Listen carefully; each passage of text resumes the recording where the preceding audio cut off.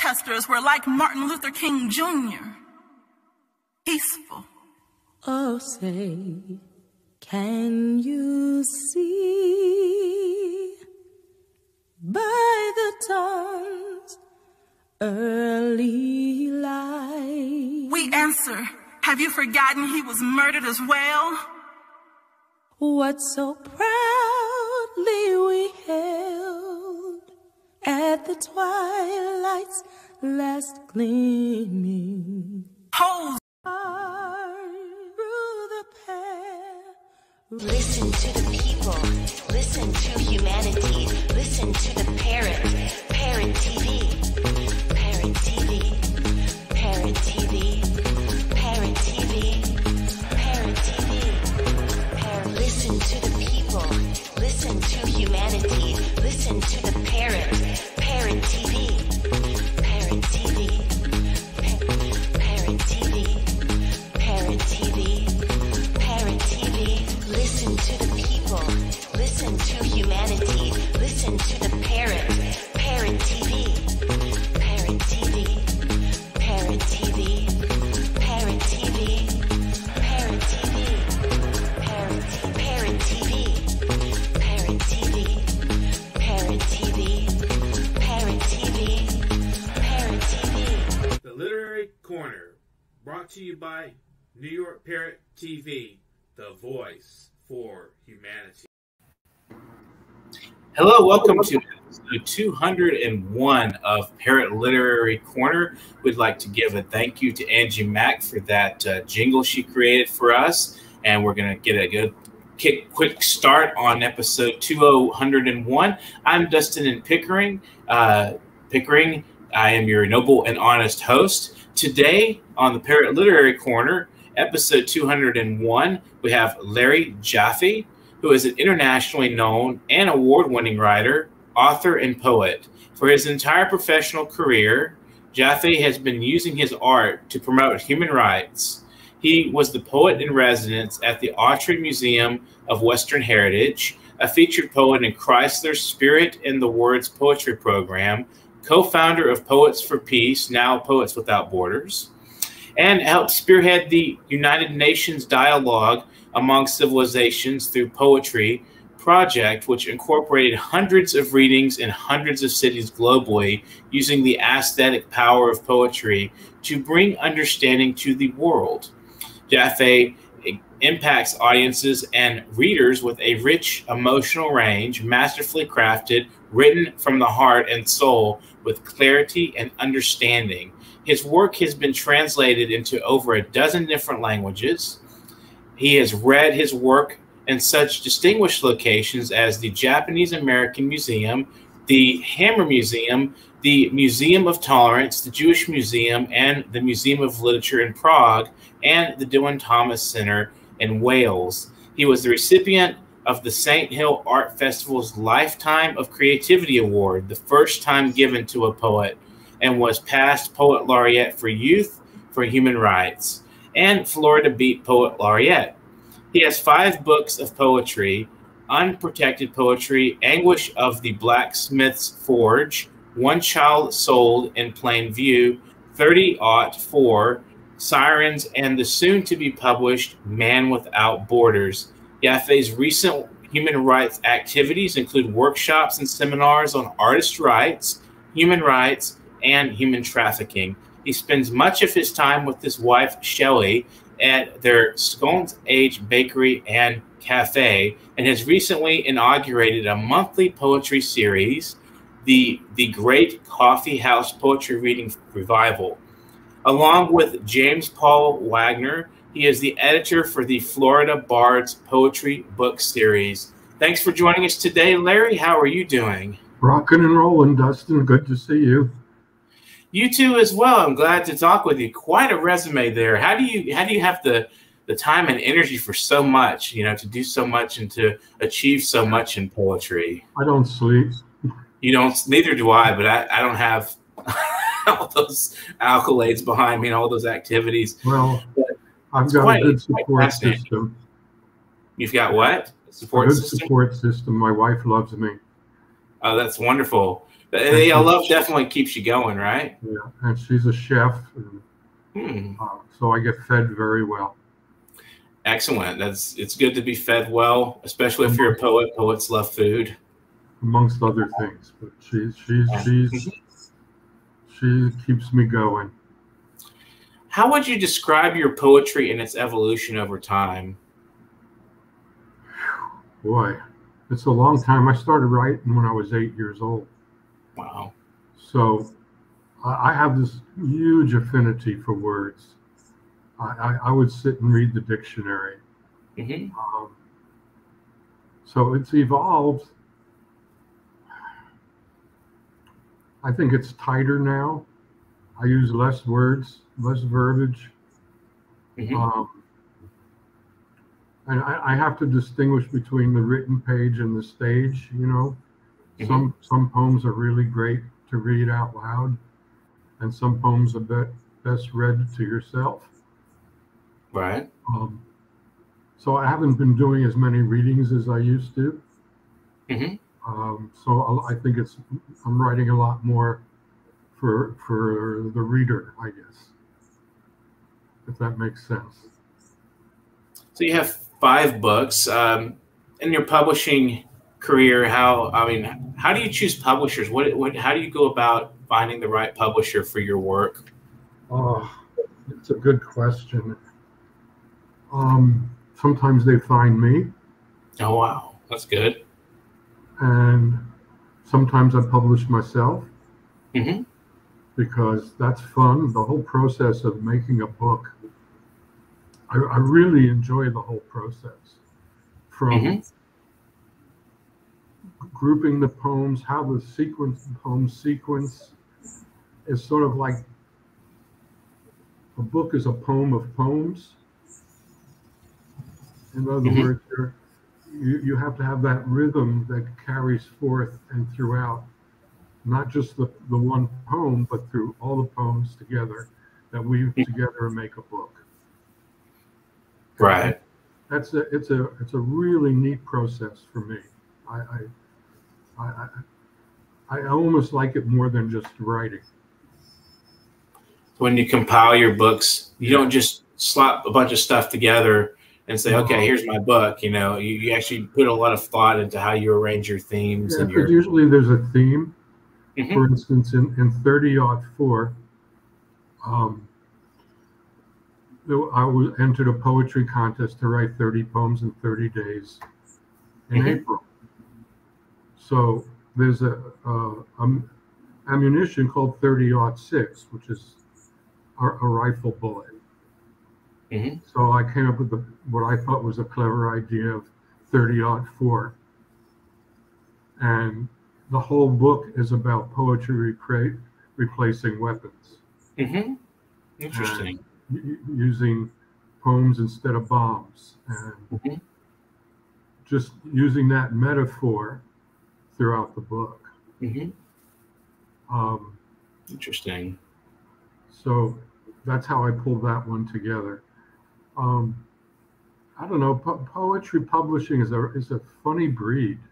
You know, there's a lot of small publishers out there, and one of the reasons I like to publish myself in addition is I could actually make money. So the book that I'm publishing, and it doesn't have the stigma that it had at one time. You know, the vanity press nonsense.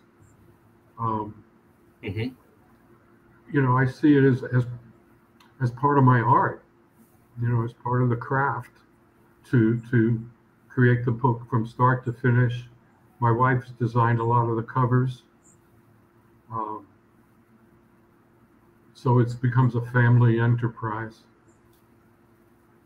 I think in self-publishing, there's a lot more personal control over your product. A lot of publishers will say, okay, well, this is going to be the cover, or this is going to be the order, or can you remove this line? Can you change this poem? And you're like, no, not really. Yeah, but sometimes, and if you have a really good editor, and I'm published by one of my publishers is Salmon Publishing and Poetry in Ireland. Yes, I've heard of them. And it was such a blessing, if you will, to be published by them for me. They're known internationally. They distribute all over. And Jesse, who's the editor and publisher, is a darn good editor. And she's about the only editor I know that I'll let touch my work. So, yeah, I like the whole process, as I said. Finding a publisher is not so much fun. But yeah. It's one of those things, you know, the word submit is a horrible word to me. And, you know, if you're submitting to a publisher, you're submitting. And I don't like to submit to anyone. There's some negative connotations with the word, you know, submit, like being submissive, you know. And I don't have a submissive bone in my body, you know. And, let's change it to volunteer your work to our journal or something. Yeah, and I'd like them to reach for me. Yeah. And I, you know, thankfully I've had that opportunity. I really think of poetry. I know a lot of poets think of it as a personal thing. To me, it's a group dynamic. Right. It can be, definitely. It can be either way, I think. Of all the hosting of poetry readings I've done over the years and helping other poets, you know, mentoring, doing workshops, it's more than just me throwing some words together. It's, you know, some may call it a calling, but to me it's this really strong group dynamic of working to help other poets be read, seen, heard. When we did the Dialogue Among Civilizations through poetry program, I did that with Ram Davini of Gratapalex Publishing. And it was, I don't think I slept for 2 weeks arranging these readings. It was for March 21st, which is International Poetry Day. And we had readings going on in every country and every city that I could find, and find people who were willing to host. And we had one in Serbia, and I'll never forget this. I finally tracked someone down to host the reading, and I had met this gentleman, Igor Stepanovich, who was a printer in Serbia, and he contacted me after the reading, and he said, "You're right. This stuff really works. It's healing for the whole community." Wow! And I can't even tell you how good that felt. Right. To know that I helped create this force, if you will, that was global, you know, and people were reading poetry, and people were coming to poetry readings, and it was just, just phenomenal feeling. We feel that those kind of gatherings bring people that are not previously interested in poetry to take interest in maybe the literary craft also. Yeah, the worst thing that can happen is have only poets at a poetry reading. To me, that's not my job. My job is to get people who don't go to poetry readings, who don't like poetry, who hate poetry, who are mistaught poetry, to get them to come to a reading. It is my greatest satisfaction. Right.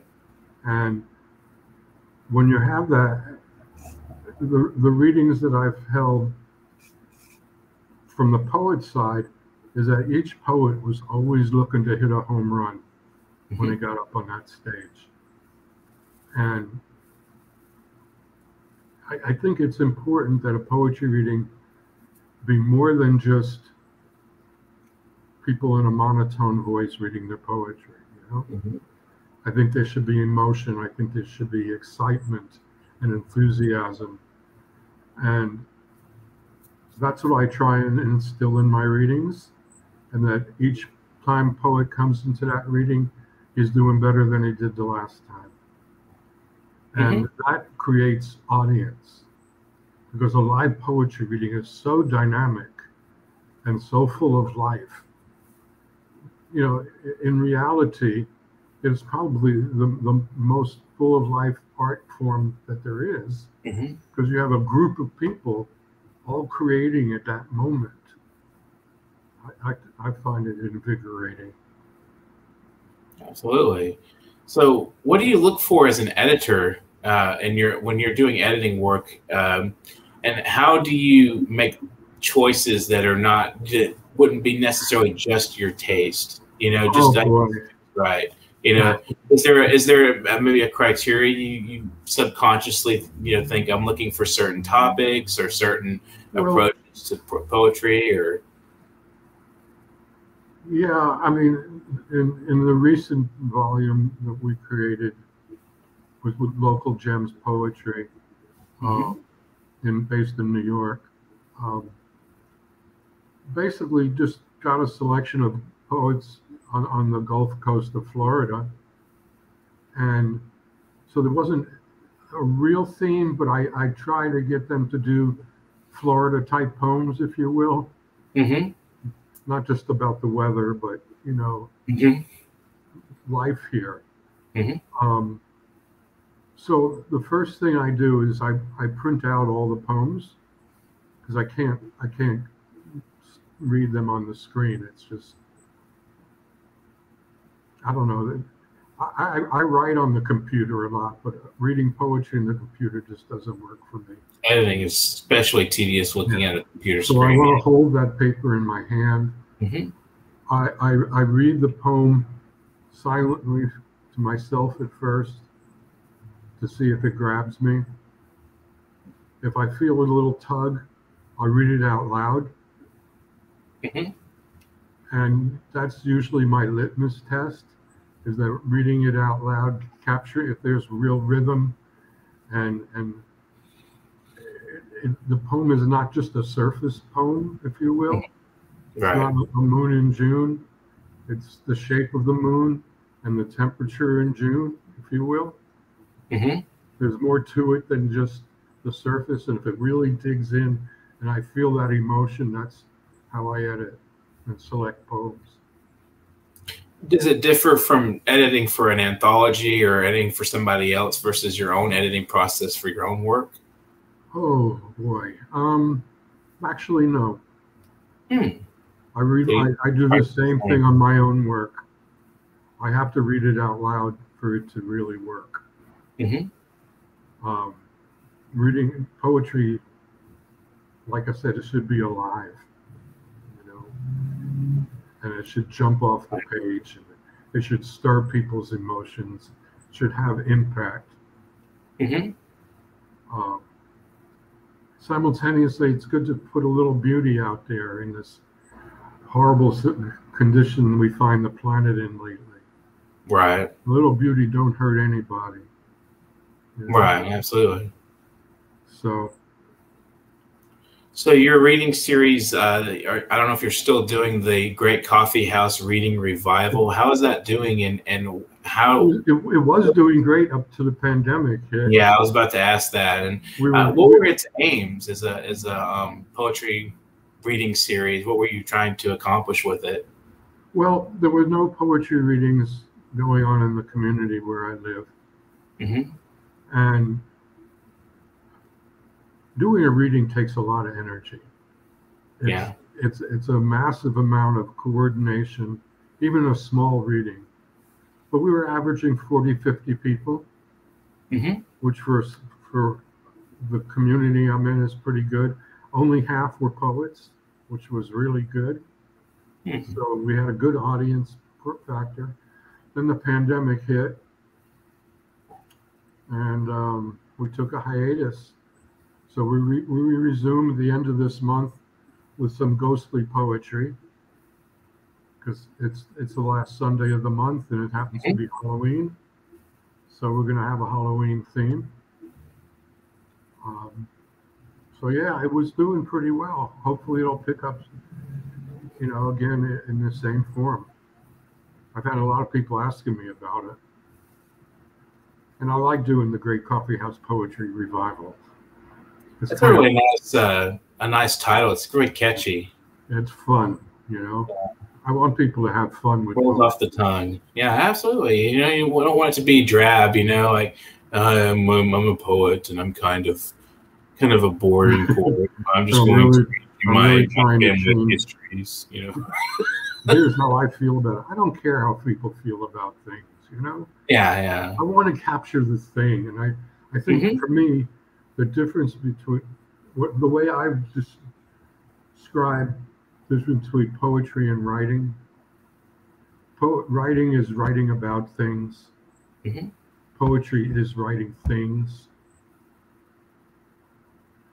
It's very interesting. Nice word twist there. You create that emotion. You create that impact. You create that thing called a poem. And it's alive.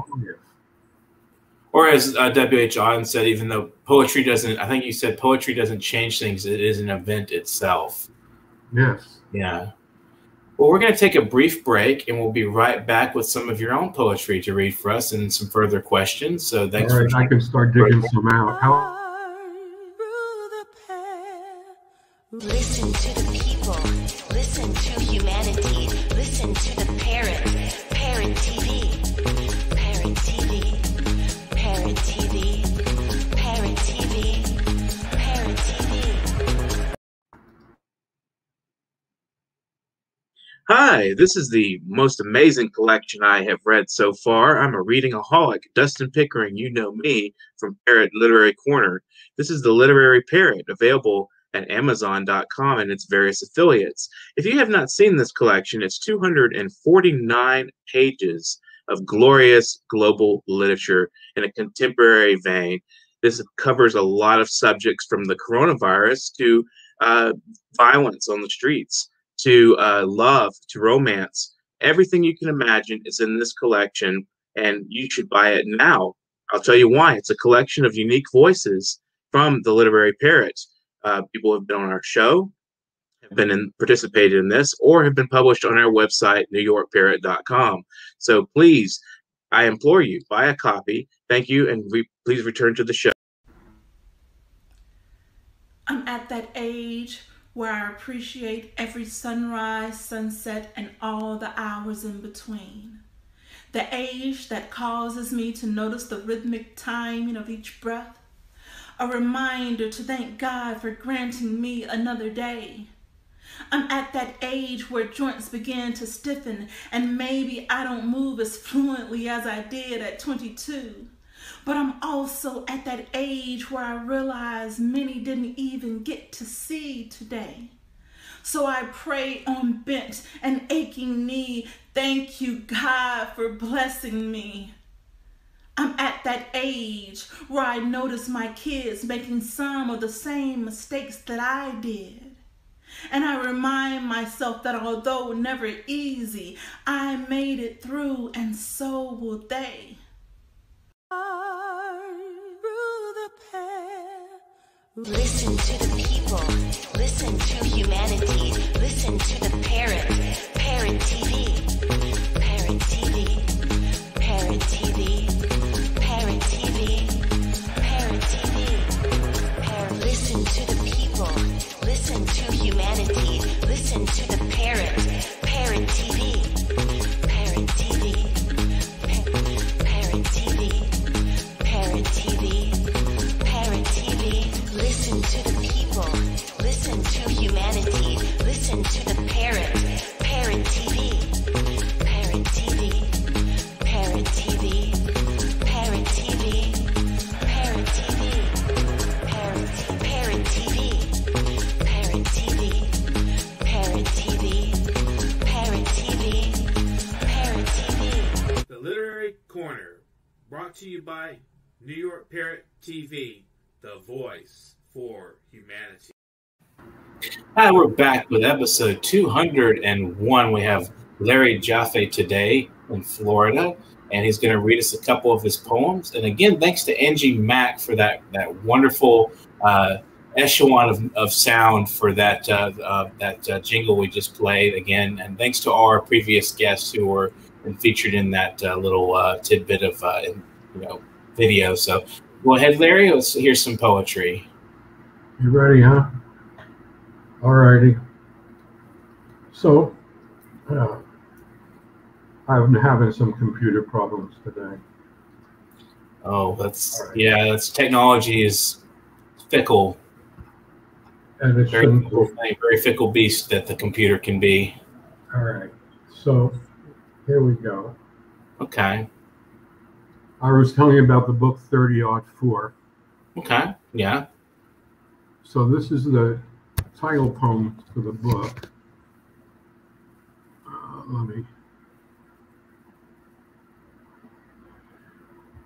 He walks stealthily to the top of the hill. It perfectly overlooks the entire town in this resurrected dawn. He is more mirage than ghost. People do not see him. He is cleverly disguised as air. There is no reticence in his walk. He knows what he has to do. Nevertheless, he takes care with each footstep so as not to disturb the locals. Even the rifle in its protected case appears quiet and innocuous until it barks, and by then it will be too late. The ominous will have descended from the heavens to the streets below. He gathers himself at pinnacle, looking down into the town. He smiles, or to some it might be a grimace, as if he was contemplating the results of this morning activities. Who can say what exists in the heart of such a man? His heart is not on his sleeve. Only previous military markings show themselves in the form of tattoos. He pulls the rifle from his cloak, sighting down into the town. He can make out the butcher opening his shop, likewise the pharmacist hers.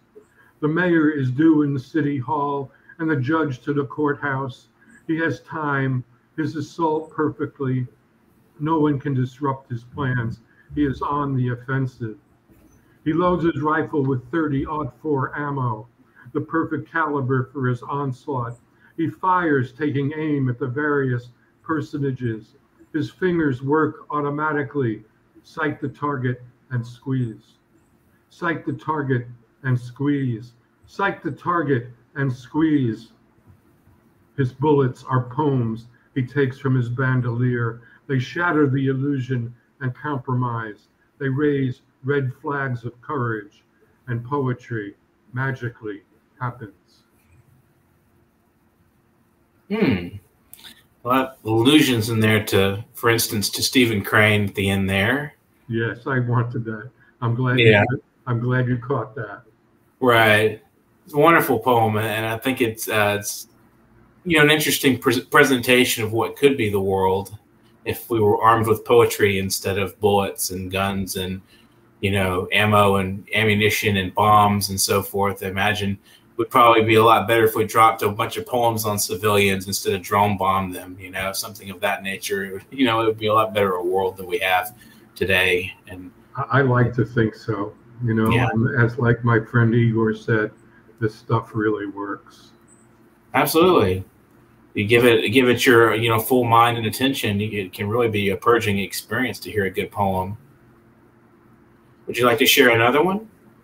I'd be happy to. I want to read a little. It's a short series of poems. It's a new book I have coming out. Okay. What's the title of the? What's the title of the book? Don't Take Candy from Online Strangers. Okay. And it's a book. Like you mentioned, I'm heavily involved in fighting human trafficking and workshops and such. There's a process called grooming, which an online predator finds somebody who's vulnerable and lures them offline with promises and gives them things and then puts them in sex trafficking. Yeah. So this is a short series from the beginning of the book.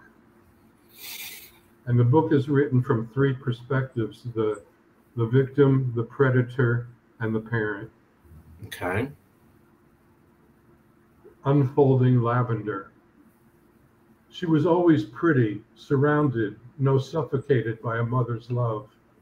She danced to rainbows, discussed foreign relations with teddy bears, held high tea with indifferent dolls, always looking for something.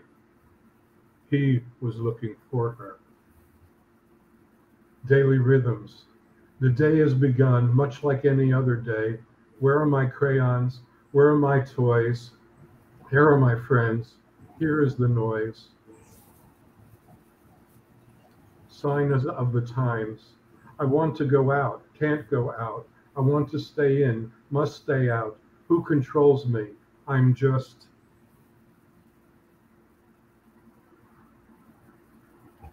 Sharp, spiky things. My life is filled with sharp, spiky things, memories so jagged and melancholy.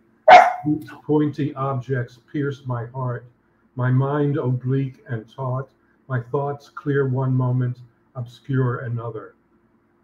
But these sharp, spiky things somehow remind me who I am. So that's Wow. trying to write from that child's perspective. Right. So, you're also involved not in activism. I'm curious what kind of activism you do. What do you feel that poetry can offer the current world in crisis as far as fighting human trafficking, fighting some of these major issues that we're facing today? Well, I have very pleased to tell you that I work very hard in that area. Mm-hmm. I work with a lady named Dottie Laster, and she is one of the foremost leaders of rescuing children. She's rescued thousands of children, and she's not that far from you. She's in New Braunfels. Okay. It's Louisiana, I believe. Or is that Texas? Near San Antonio. Okay, yeah. And she's one of the few credited by the Justice Department that train law enforcement on human trafficking. Mm-hmm. And she actually uses my book, One Child Sold, to show people that there's this thing called human trafficking. There's a gap in the world where people don't think it exists. Right. But it goes on. It's in your neighborhood. It's down the street. It's a $32 billion underground industry next to drugs. What about in Houston? Houston's one of the big. Houston's one of the major places, because any place with a support, they're bringing women in from Asia, from Eastern Europe, etc. Mm-hmm. Not in a nice way. So you think poetry can inform potential victims and their families of what kind of process happens to, for people to be victimized in that regard? And is that part of the purpose of your book? Well, one of the reasons I'm writing this book is to be part of Dottie's teaching a course for parents, an online course for parents, and we're using the book to illustrate the dangers of grooming and human trafficking. Right. So I wrote this poem called Owned. Okay. And if you have a moment, I wouldn't mind reading it. Sure, go ahead. And it's written from the perspective of a slave. I am owned by silence, possessed by others, slavery denied in the highest places. I am owned by intolerance. Drugs prevent protest. Women and children sold to the highest bidder on hidden street corners of underground slave markets. I am owned by indifference. Tears my only salvation. Children shackled to machinery in third world factories owned by first world corporations. I am owned by finance, body and soul women chained to bed in nomadic brothels. I am owned by ignorance, my rights abused. Invisible chains bind my soul. You say slavery is dead. I am proof it lives. I am owned and only wish to be free. I am owned and I will be free. Wow. That's powerful testimony. Sorry, every time I read that, my emotion index soars. Yeah. It's a very sad affair. I mean, like you said, there's a lot of ignorance about, slavery still exists in a different form. How do you feel about the mainstream media and its relation to society and informing people of these subjects as opposed to the artistic endeavors informing people? Well, there are some that do a good job, but for the most part, it's ignored. Yeah. Just ignored. Mm-hmm. When I'm teaching, doing the workshops, I'm usually doing it with parents and with children, to mm-hmm. really be mindful of who they talk to online. Mm-hmm. There's an unreality to this, and I use real examples, mm-hmm. of children who have been, been trafficked. It's just something I have to do, I don't know how else to explain it to you. Right. Sort of it's something that, you find a need to do because, we don't always have an explanation for what kind of things and events in the world we relate to and how, I think that it's something that any normal person would be sympathetic to protecting children and keeping them out of the hands of villainous people like that. It's really good work you're doing. And I'm really glad somebody's getting in the nitty gritty and getting in there and fighting for this kind of cause. It's my mission. Mm-hmm. Woody Guthrie had a little sign on his guitar and it said, "This guitar kills fascists." Mm-hmm. I feel the same way about my poetry. Yeah, absolutely. If it's not have some kind of power to, to go after the world, and get set things right, your art is pretty much just, it's not really, it doesn't really have power if it doesn't have some kind of way of reaching people and moving the world and shaking it up a little bit. I'm working at it. Yeah, Dustin. Perhaps we should end with a poem that's a little more upbeat, if we have the time. I was going to say, what would your final message to our viewers be? Okay. Mm-hmm.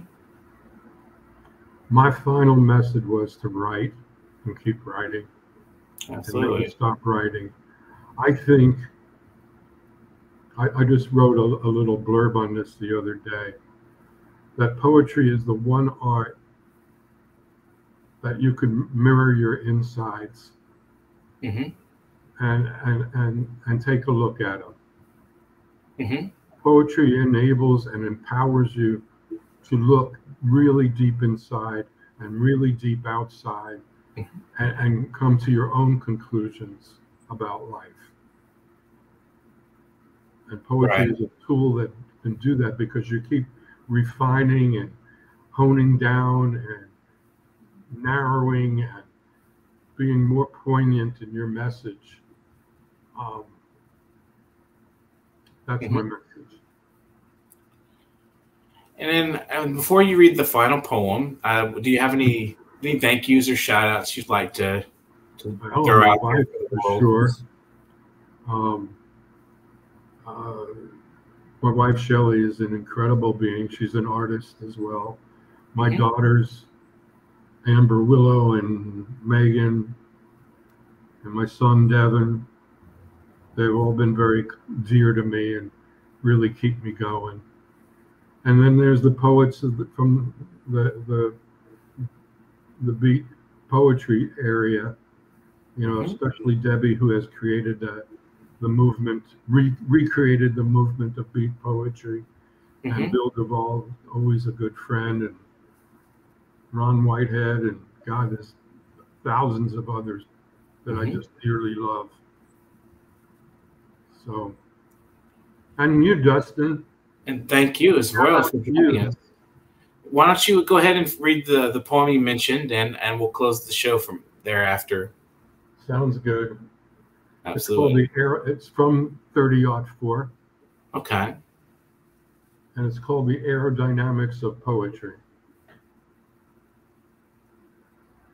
How far a poem travels is simply based on how aerodynamic said poem is, as well as its initial velocity. The more aerodynamic the poem, the less resistance it faces. Poems travel at the speed of thought, which makes sound and light appear as tortoise. The aerodynamic poem pushes away artifice, stupidity, and denial, which try to slow it down. Then there is gravity. The serious poem hangs up in people's minds, not allowing it to stray. Gravity causes all poems, and in fact, everything else in the physical universe, to fall at the same speed.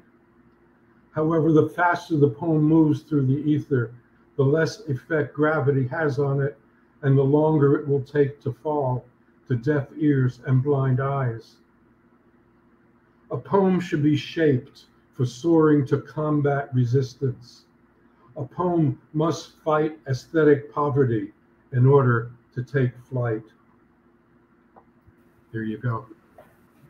Well, thank you so much, Larry, for joining us, and thank you for all of the tough work and the activism you're doing on behalf of people and living in this world who want to be safe and happy and just, live contented. So thank you so much for joining us and sharing your wonderful work with us.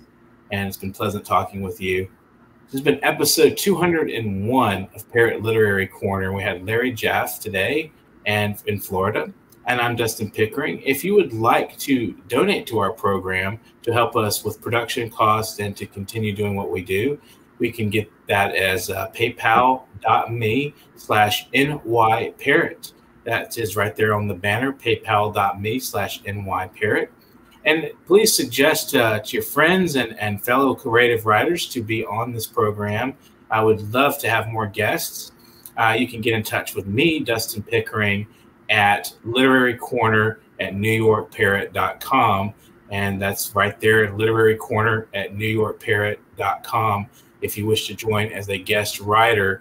And thanks to all our subscribers on YouTube. If you have not subscribed, please do so now if you're watching. And thanks for viewing. If you are still viewing, thanks for sticking around and listening to the wonderful words of Larry and his activism and wonderful work he's doing.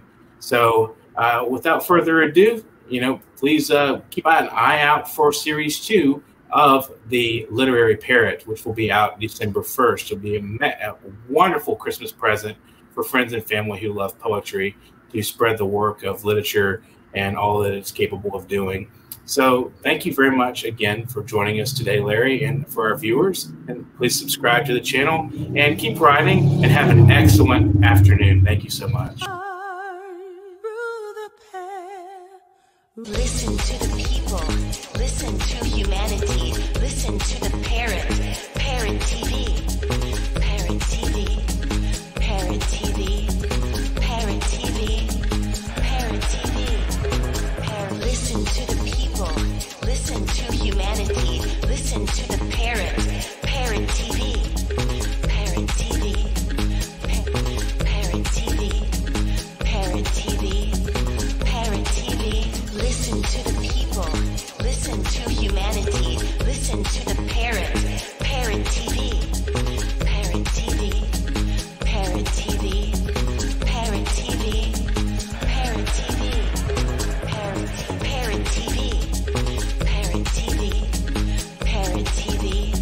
Parrot TV. The Literary Corner, brought to you by New York Parrot TV.